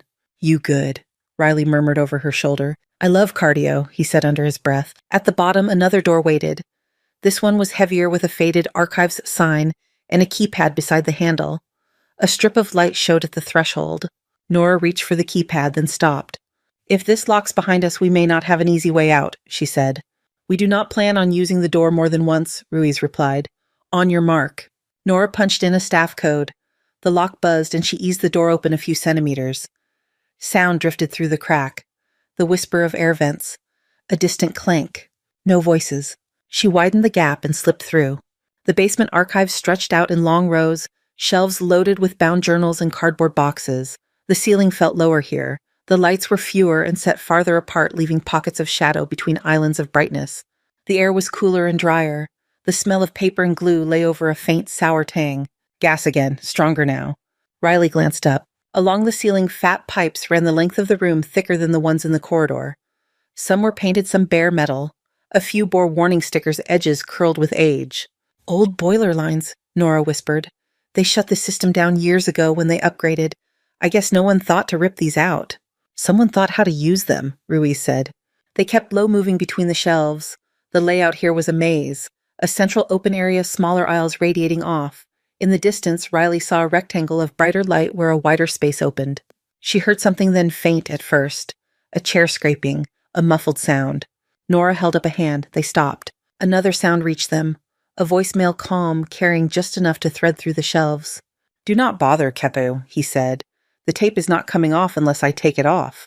Riley's skin prickled. Lock, she whispered. She did not know how she knew until they stepped out of the aisle and saw him. The open area was a lower reading room that time had forgotten, with long tables and sagging chairs. A strip of fluorescent lights ran down the center of the ceiling, two of the fixtures flickering, one completely dead.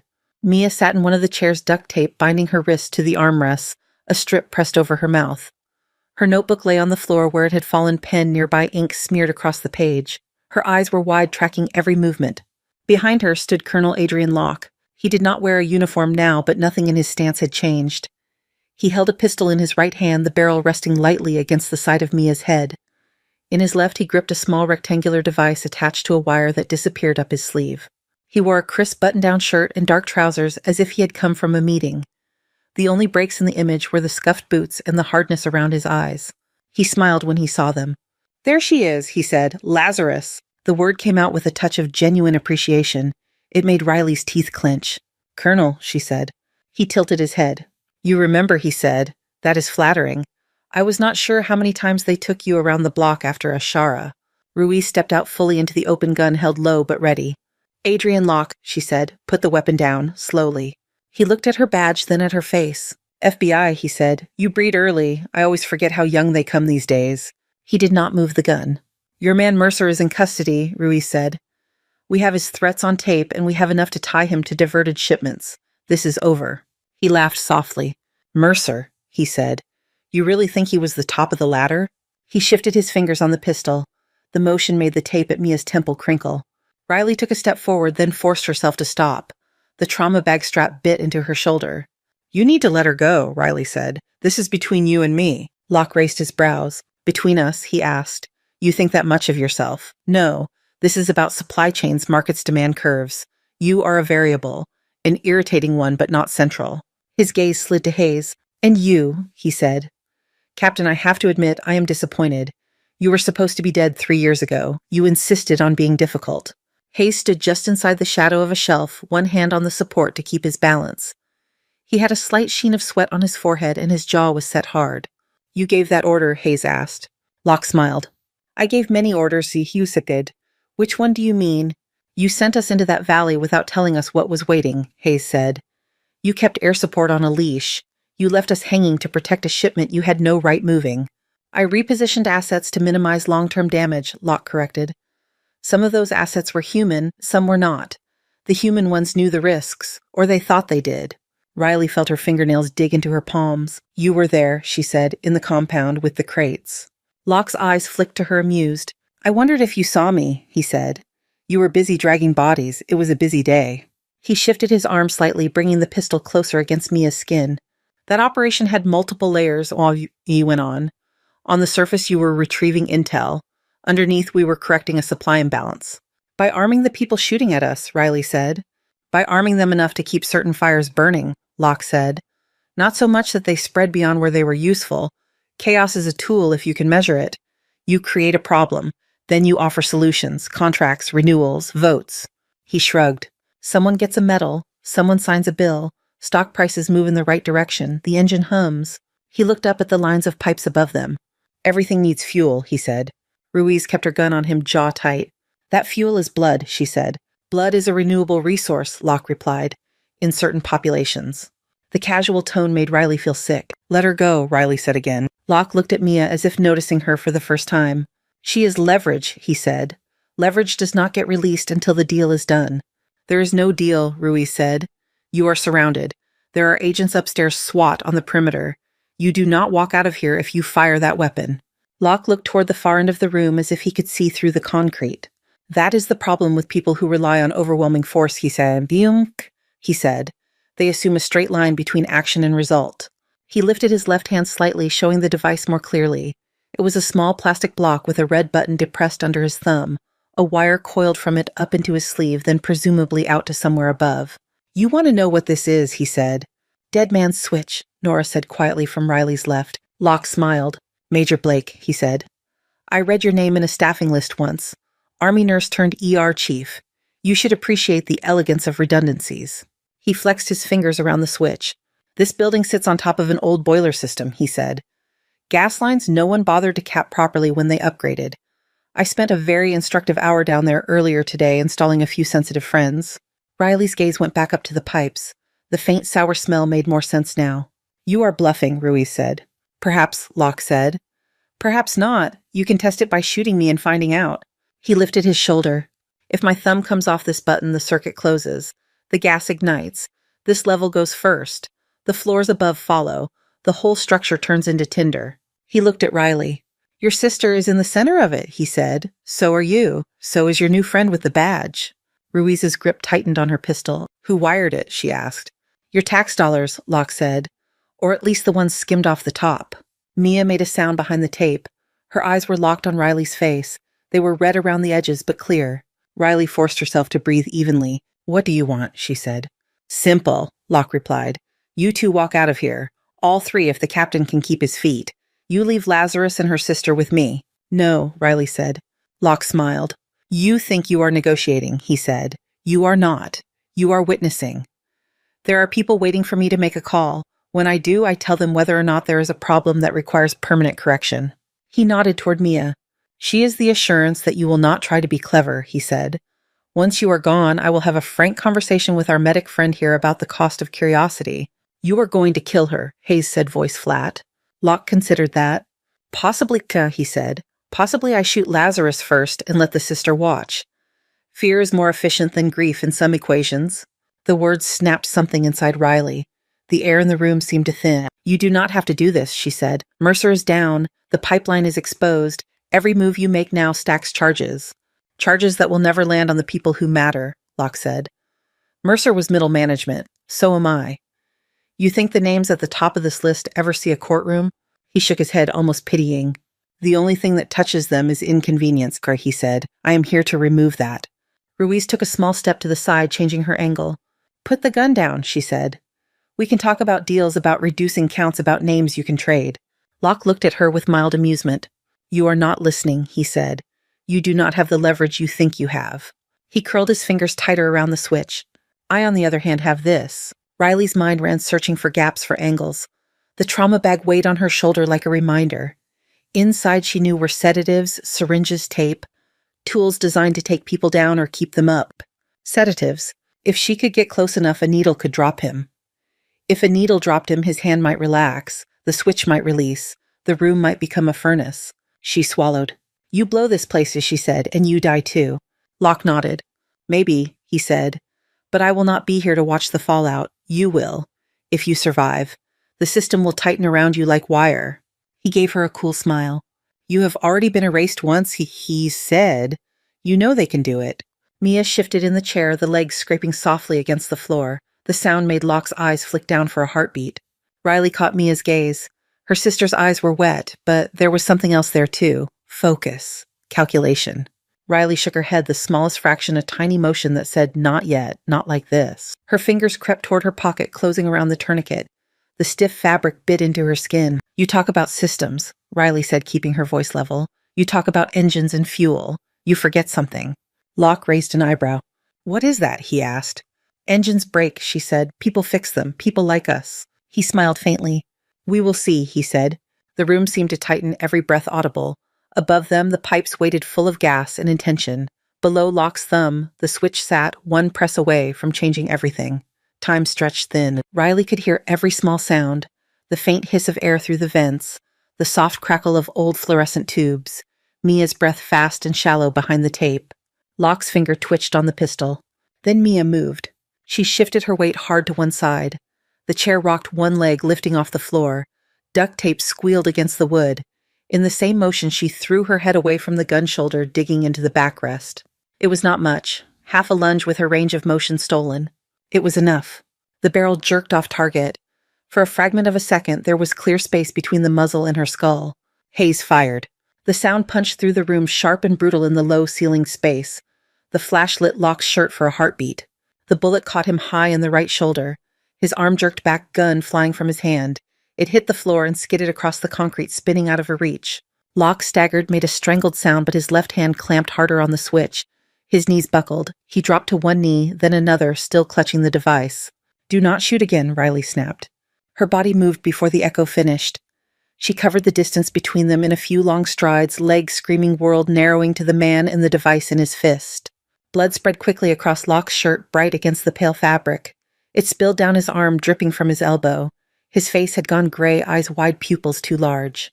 Riley dropped the trauma bag beside him and went to her knees in the spreading pool. The concrete soaked through her scrubs. Stay awake, she said, voice sharp. Look at me. He tried to lean forward, but she caught his shoulder with one hand shoved back against him to keep him upright. If you pass out, you let go, she said. You know what happens then. His lips peeled back in a pained grin. Maybe I am curious, he whispered. She grabbed his wrist with her free hand. His fingers were white on the switch tendon standing out. Ruiz moved in gun, still trained on him, eyes flicking between his hands and his face. Do not move, Colonel, she said. You so much as flinch that thumb, I shoot you in the head. Then we all go, he said through clenched teeth. Riley dug her thumb into the wound in his shoulder deep enough to make him gasp. You do not get to decide that, she said. His head rocked back. A sheen of sweat broke across his forehead. The switch stayed tight in his grip. Nora, Riley said without looking away from him, give me something to tie his hand. Tourniquet? Nora said. Riley was already pulling it from her pocket. The old fabric came free, stiff and familiar. She wrapped it around Locke's left wrist, and the device together, cinching it tight enough that his skin blanched beneath it. She looped the tail over the arm of the chair Mia sat in, then up and around a metal support post beside them. She pulled until the muscles in her forearms burned. Hold it, she said. Nora dropped to a knee on the other side and grabbed the strap, bracing her weight against it. Her jaw clenched. The makeshift rig pinned Locke's hand in place, switch pressed under his thumb, wrist immobilized. If he goes limp, that thumb might slide off, Nora said. Then he does not go limp, Riley replied. Blood kept pouring from the hole in his shoulder. Riley grabbed a trauma pad from the open bag and pressed it over the wound, leaning in hard. Colonel, look at me, she said again. His eyes rolled, trying to track her. You think this changes anything, he rasped. You are still in the middle of it. You just got your faces on the board. Good, Riley said. Stay mad. It keeps your blood pressure up. Ruiz spoke into her radio voice, low and rapid. This is Ruiz in the archives, she said. We have Locke alive wounded holding a dead man switch tied to the gas lines. Suspected improvised trigger on the old boiler system. We need bomb squad and gas company now. Bring detection and shut-off tools. Secure main valves topside. Static crackled back, followed by a clipped response. Copy that, the voice said. Bomb squad en route. Evacuations in progress. Can you maintain current status? Ruiz looked at Riley and Nora, both kneeling in blood hands clamped on flesh and fabric. They have him, she answered. For now. Mia wriggled in the chair tape at her wrists, straining. Her eyes were huge above the tape on her mouth. Riley risked one quick glance at her. You are doing great, she said. Stay still. We will get you out of this. Mia nodded once hard. Hayes stepped closer, keeping to the edge of the open space, gun still in his hand. Arms slightly lowered now that the immediate threat of a shot to Mia's head was gone. Sweat darkened the collar of his hospital gown. His breathing was heavier. You all right? He asked Mia. She nodded again, eyes filling. Locke's head lolled. Riley slapped his cheek, not gently. Stay with me, she said. He blinked slow. You should have taken the deal, he muttered. 3 years ago, you could have kept your little life. And missed this reunion, Riley said. Unthinkable. She kept her voice flat, clipped anything to keep him anchored to the sound. His pupils flicked to her again. There are names you have not heard, Gay, he said. People who never stand in rooms like this. They will scrub you clean. Maybe, she said, but they will have to climb over you first. Blood soaked through the trauma pad. She switched hands on the pressure, grabbed a second pad from the bag with the other, layered it on top. Her gloves were slick. The smell of iron filled her nose. From somewhere above, a muffled alarm began to wail, the building's fire system catching up to whatever sensors had noticed the gas or the gunshot. The faint sound reached them through the concrete, a thin, keening note. That is going to pull more people this way, Ruiz said. We need to mark the safe path. She moved to the edge of the reading room and shouted toward the darkness between shelves. FBI, she called. Anyone coming in, stop where you are. Do not sprint. We have a live trigger on the gas lines. Follow my voice only. A faraway voice answered, faint and distorted. Copy, someone called back. Bomb squad 5 minutes out. 5 minutes. It could have been 5 hours. Locke's face had gone slick with sweat. His lips were tinged with blue at the edges. Pain and blood loss rode his features like heavy hands. Tell me where the main lines are, Riley said. Where did you hook into them? He laughed once, the sound wet. You think I'm going to help you undo my work, he said. If you do not, you sit here and feel every second of this, she said.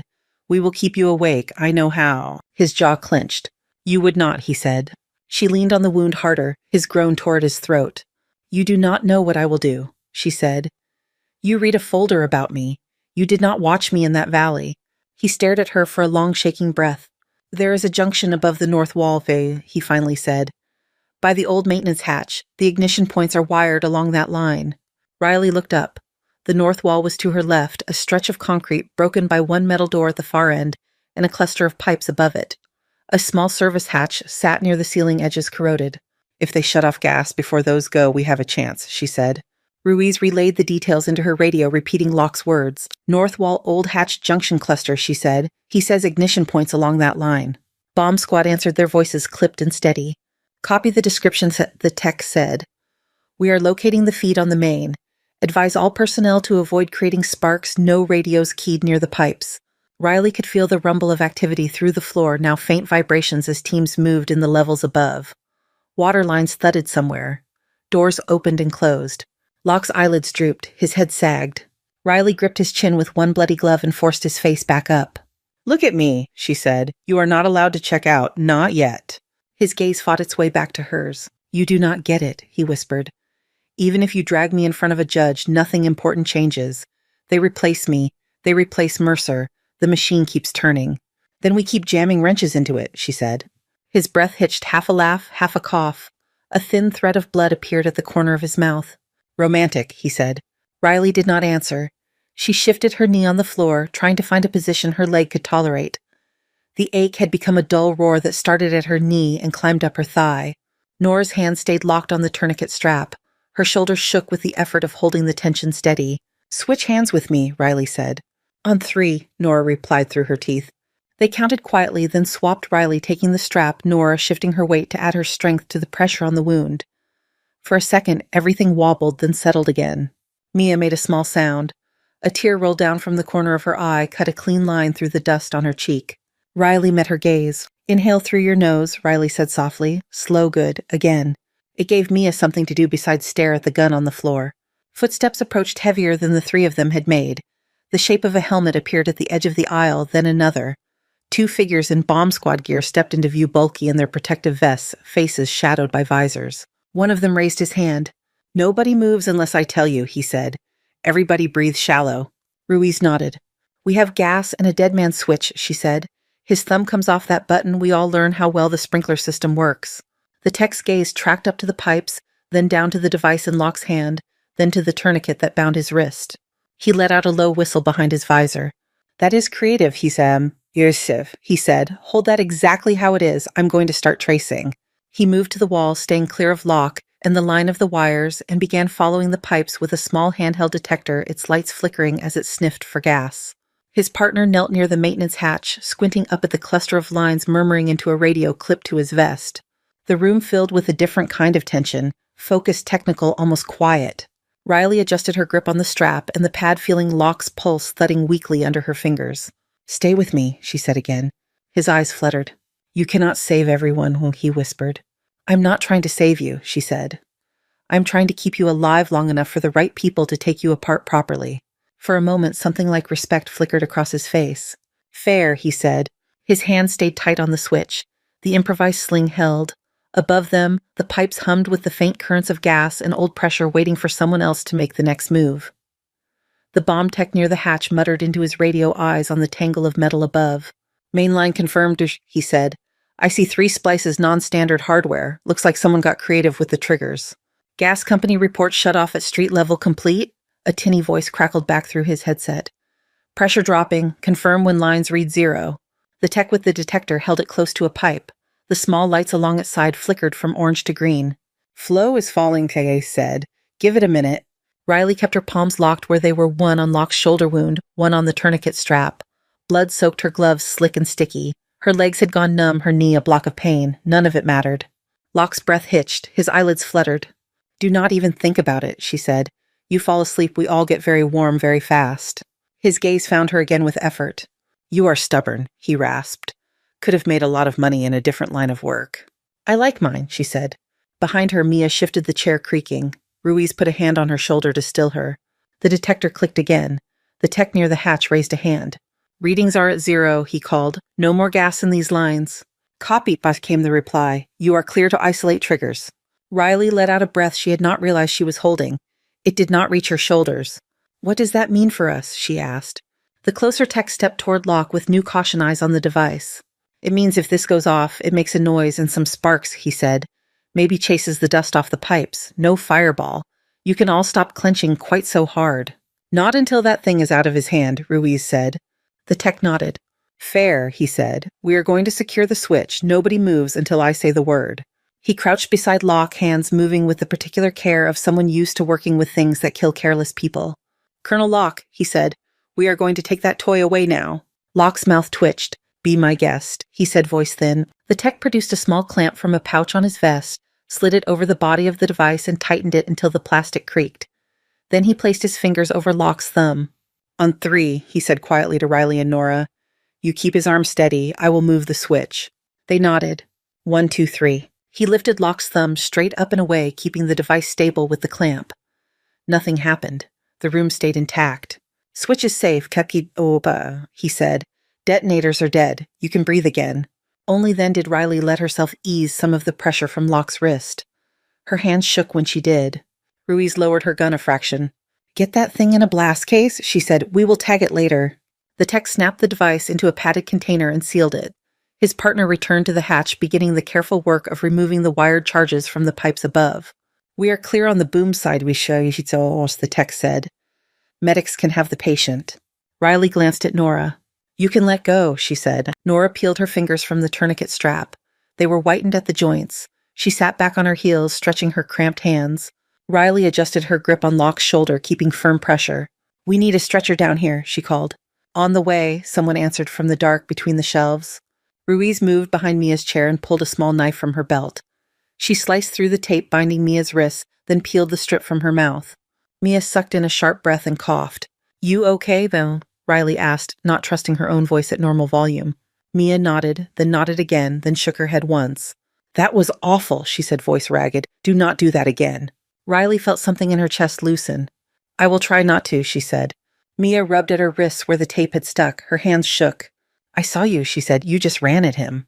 "You tipped the chair first," Riley said. "You gave us the opening." Mia blinked at her as if surprised to hear it. "Yeah," she said finally. "Guess I did." Hayes lowered himself into a nearby chair with a wince. His hospital gown was spattered with Locke's blood. "Remind me to never argue with either of you," he said. Footsteps and radio chatter grew louder as more personnel filtered into the basement. A stretcher appeared carried by 2 EMTs in campus paramedic uniforms. They eased Locke onto it under Riley's direction, keeping the pad pressed to his wound, adding bandages, securing lines. As they strapped him down, Ruiz stepped up beside him. "Adrian Locke," she said. "You are under arrest for conspiracy, unlawful arms transfer, and attempted murder, among other things. You know the rest." He gave her a sideways look, lips pale. "You are proud of this," he said. "I am satisfied," she replied. "Pride is for later." His gaze slid to Riley one more time. "They will come for you," he murmured. "You have moved from the file cabinet to the headlines." "Then they will have to stop hiding in the shadows," she said.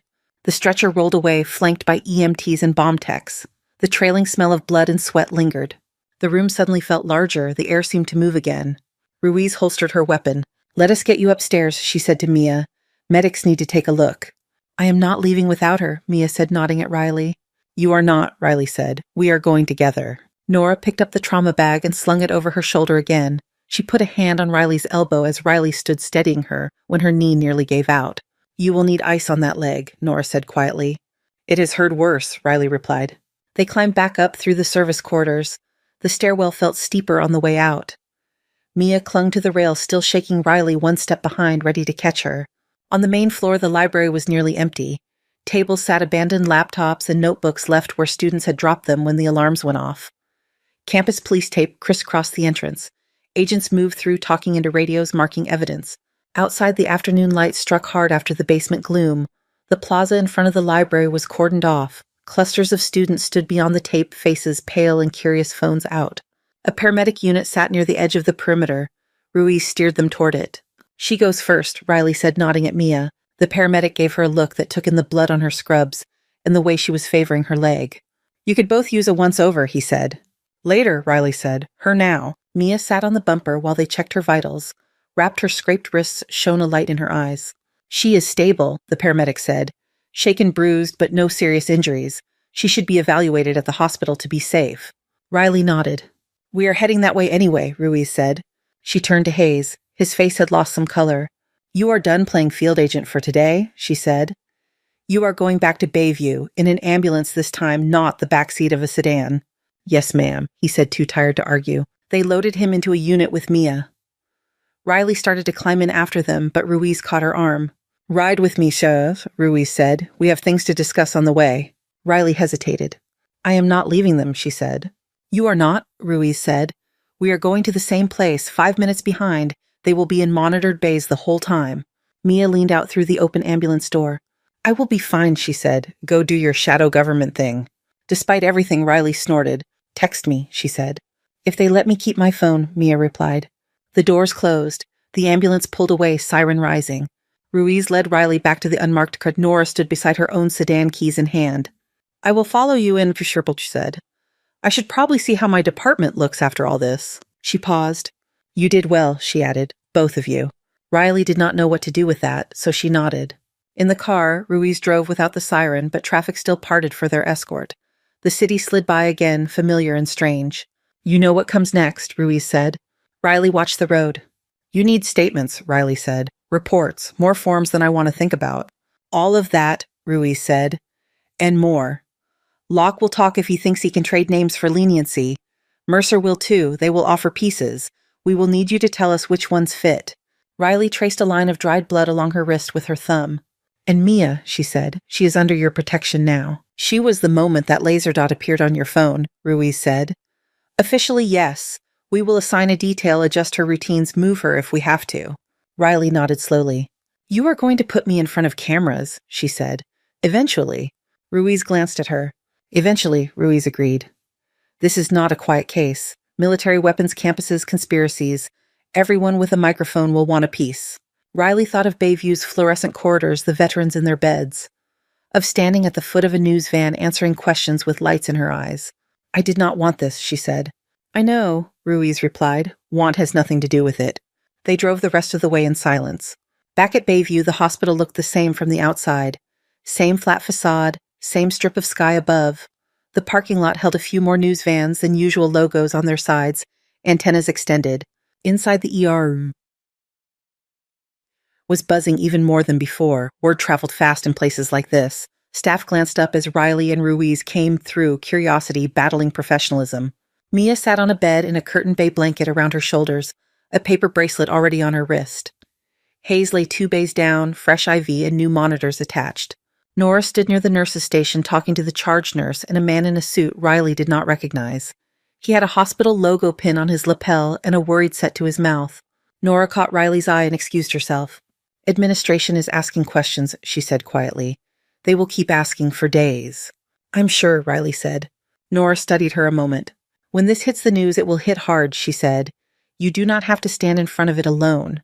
I will not, Riley said. Apparently I have help now. She glanced at Ruiz. And you have a floor that just survived a mass casualty and a federal arrest, Cuyes, she said to Nora. You might want to get ahead of the staff rumors. Nora snorted softly. I'm already behind, she said, but I will catch up. She rested a hand briefly on Riley's arm. Take a shower when you can, she said. You are starting to look like a horror movie extra. Riley looked down at herself. The dried blood on her scrubs had turned a darker brown. It flaked when she moved. I will, she said. Ruiz approached Hayes's bay, then turned back to Riley. I will need an official yes from you, Hayes, Ruiz said. About cooperation, about testifying, about all of it. Riley thought about Mia on the library chair, about Locke's thumb on the switch, about the crates and Ashara stenciled letters catching sunlight. She also thought about the veterans who rolled through Bayview's doors, the ones who had done everything asked of them and been given silence in return. Yes, she said. Ruiz nodded once. Good, she said. We will make it count. Later, when Mia had been moved to an observation room and Hayes had been settled with stricter pain control, Riley stepped outside for a breath. The sky over the bay had finally decided to clear. The late light painted the water in strips of silver and blue. Gulls wheeled overhead, calling to each other, riding the currents. Behind her, the hospital lights shone against the glass square tiles of fluorescent brightness. Inside those walls, charts weighted alarms, beeped lives, hung in their usual precarious balance. Riley shifted her weight, the ache in her leg, a familiar companion. Her fingers found the tourniquet in her pocket and closed around it, feeling the rough fabric, the knot of dried blood. Engines needed fuel. Systems needed maintenance. Some days the work was stitching skin under humming lights. Some days it was dragging corruption into view. Tonight it was both. She stood there a minute longer, listening to the birds and the hum of the building behind her, then turned and walked back toward the sliding doors. Thank you so much for listening to today's story. If this story resonated with you or made you reflect, I'd love to hear your thoughts, so feel free to share them in the comments below. And don't forget to like, subscribe, and hit the notification bell so you won't miss the next story.